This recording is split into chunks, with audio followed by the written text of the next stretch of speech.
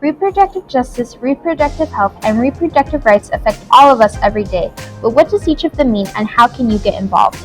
Hi, I'm Brenda, and in this video I hope to shed a bit more light on these important topics. I'm currently a senior from the El Paso community, and each one of these factors has played a major role in my life.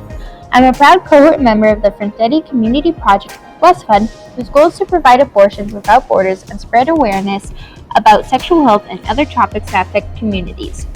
With the new restrictive legislature on themes such as abortion to critical race thinking, I want to help spread awareness and explain how these issues aren't entirely separate.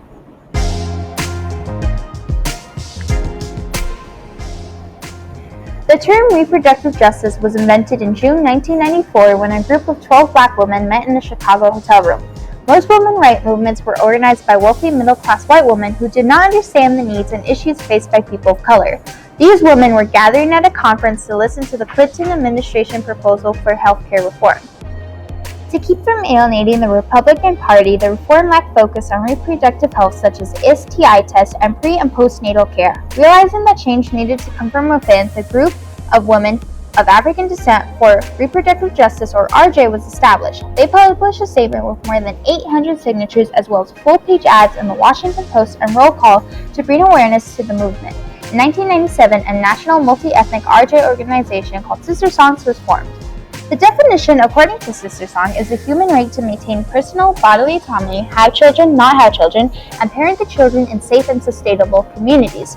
Basically, reproductive justice is having control over your own body, including the decision to have kids, and if you choose to have them, the right to raise them in a secure environment. Reproductive justice can be creating leaders of those who experience reproductive injustice disproportionately, establishing political power at local and state levels, funding organizations run by trans folks, people of color, and women, and hosting multiracial and multi-ethnic work environments. Here's a quick overview of the reproductive justice principles. 1. Decide if and when they will have a child and the conditions under which they will give birth. 2. Decide if they will not have a child and their options for preventing or ending a pregnancy. 3. Parent the children they have with social support in safe environments and healthy communities free from all violence from individuals or the government. 4. Bodily autonomy free from all forms of reproductive oppression. Reproductive justice is not just a single issue. As Audre Lorde, a civil rights activist and writer, said, there is no such thing as a single issue struggle because we do not live single issue lives.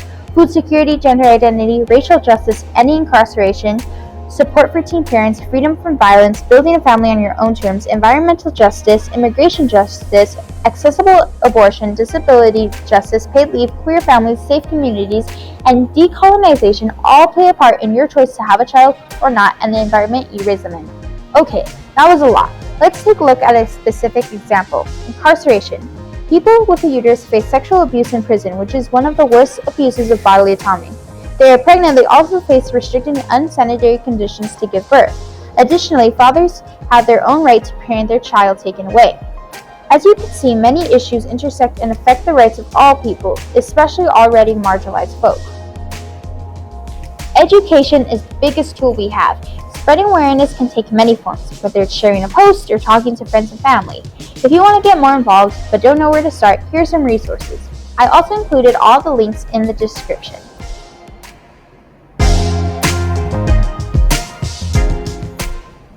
Making sure that you get proper treatment and equal treatment. Well, in Mexican culture, it's still normal to have a lot of children.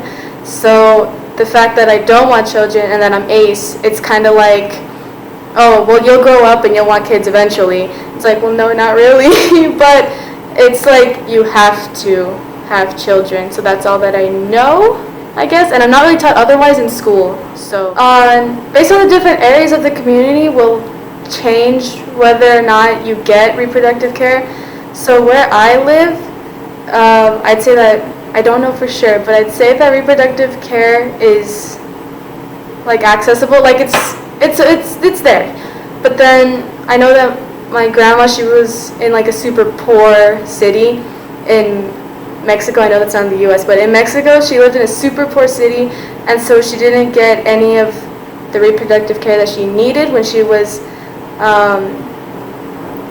having kids. For people to be open to how the world is changing and how not everything is like the same as it was decades ago, so that way everyone can get like proper treatment based on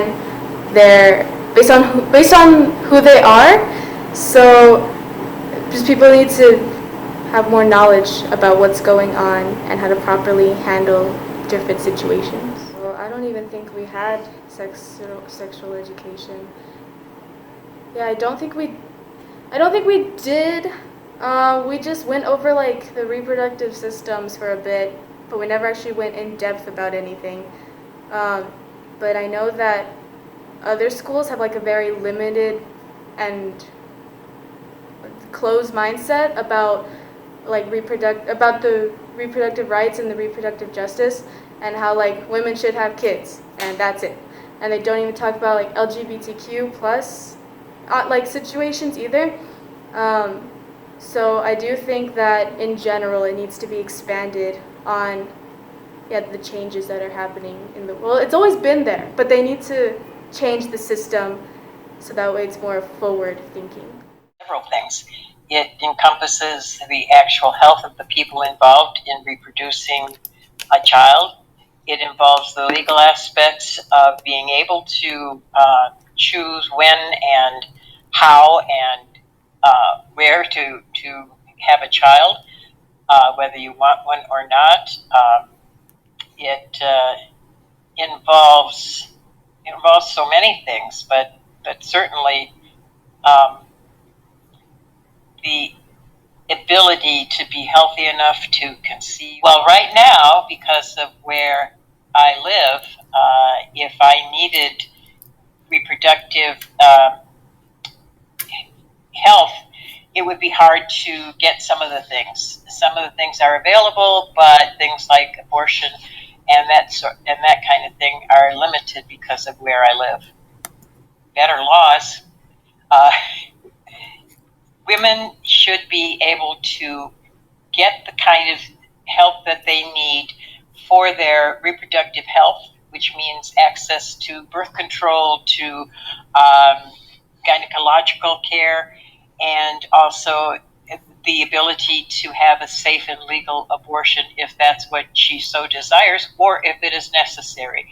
And it should be up to the woman to decide what those things are. So the laws should be there so that there are facilities available to all women.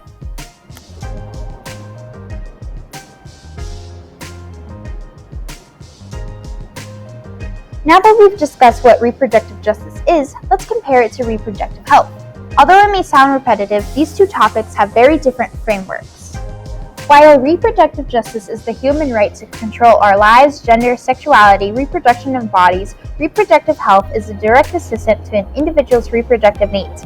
Reproductive health is when clinics are built in rural areas, more doctors are trained as reproductive service providers, those providers are trained with cultural understanding, and teaching sex education curriculums are LGBTQ inclusive. The World Health Organization definition of reproductive health is a state of physical, emotional, mental, and social well-being in relation to sexuality, and not merely the absence of disease, dysfunction, or infirmity. Basically, your sexual, physical, or emotional well-being in all stages of life. Some common points of reproductive health are, but not limited to, access to safe and affordable contraceptives, education for safer sex life, destigmatization of periods, access to healthcare, the freedom to decide if, how, and when one wants to have children, and if so, provided pregnancy support. The quality of reproductive health care depends on factors such as education, age, ethnicity, religion, social economic status, and resources such as clinics, doctors, and etc. available in one's environment. For a specific example, let's take a look at how LGBTQ+ health intersects with reproductive health. In states such as Arizona, Utah, North Carolina, and others, no pro-homo laws exist. These laws prohibit teachers from discussing LGBTQ people or topics in a positive light. They also restrict or forbid sexual health education about sexuality, gender identity, contraceptives for LGBTQ, and more to further stigmatize the community. This denies people education and access to reproductive health, which can lead to higher rates of STIs and bullies. Here are some links to help you get involved with sexual health. Reproductive health to me means the natural things that your body goes through, like periods or other things that are natural to your reproductive organs. I feel like at times they're a little bit like taboo, or not really taboo, but they aren't talked about as often, or there's kind of like a stigma. But I also feel like it's starting to get better, and like there's starting to be more of a spread of awareness with those things. Maybe like more ways of like marketing, or like a lot of people have TV, so doing more commercials and advertisements online and stuff like that. I think my school didn't really address sexual education or reproductive education briefly, like when I was in elementary school, but I don't think it was like a lot, and I think it could go more into it.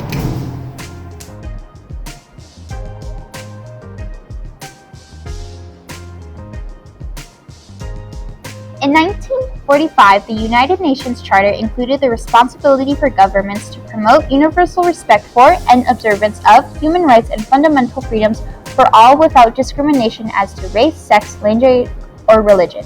However, direct mentions of reproductive rights don't appear until the 1968 Proclamation of Tehran, which states that parents have a basic human right to decide when and how many kids they want. In 1994, the Cairo Program of Action stated that governments have a responsibility to meet people's reproductive needs and recommend family planning services, including services for childbirth, STIs, and post-abortion care. The 1995 Fourth World Conference on Women Platform for Action mentioned women's rights and indigenous rights and highlighted the need for advocacy and need for representation. More recently, in 2006, the Yogyakarta Principles stated that healthcare in terms of sexuality and gender identity should be provided. Although reproductive justice and reproductive rights have similar concepts, they aren't exactly the same thing. Reproductive rights are an individual's legal rights to healthcare services. Reproductive rights look like state and federal advocacy, legal campaigns, rallies, engaging with lawmakers, lobbying, lawsuits, and establishing legislation that expands legal protection for reproductive rights. Reproductive rights covers a lot of ground, but some of the main focuses are legal abortion, universal sex education, and making family planning services accessible. Reproductive rights intersect with the culture and traditions of a place or group of people. For example, people manipulate religious beliefs to restrict people's reproductive rights. A religious institution might condemn abortion or does not cover birth control in its healthcare plan. The culture can determine the amount of access people have to their reproductive rights. If you want to get involved or know more about your own reproductive rights, please check out these links in the description.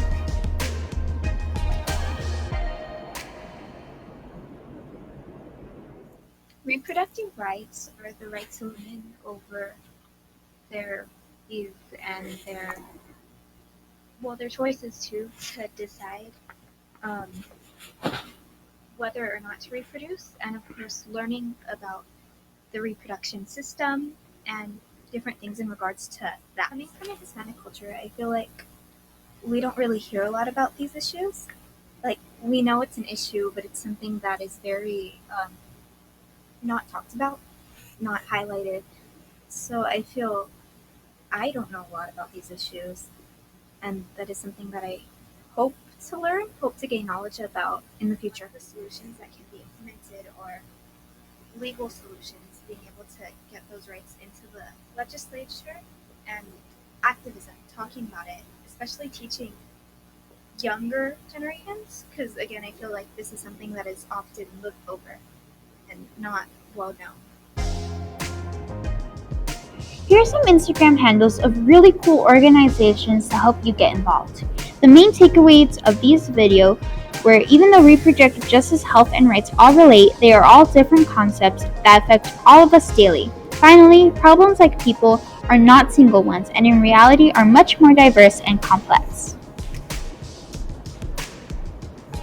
Thanks for watching. Shout out to all those who agreed to be interviewed. Check out the description for links to the resources shared in this video. Please like, subscribe, and share. Don't forget to come back and watch the next video.